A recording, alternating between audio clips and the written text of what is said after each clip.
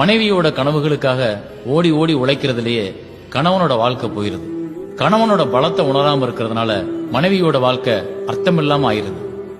கல்யாணம்ங்கிறது 6 மாசம் சந்தோஷமா இருக்கிறது இல்ல, ஆயுள் முழுக்க சந்தோஷமா இருக்கிறது.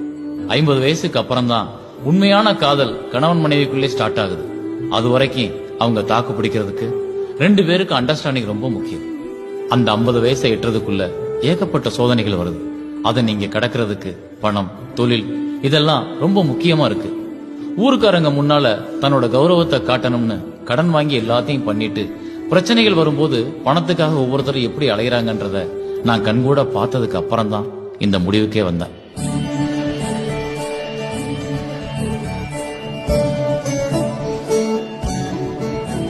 கணவன் எல்லாம் செஞ்சிருவான்னு நினைக்காம அவனோட வருமானத்தை வச்சுக்கிட்டு என்ன செய்ய முடியும்னு தெரிஞ்சு தேவைகளுக்கு ஏற்ப திட்டமிடுற மனைவியா நீ இருக்கணும்.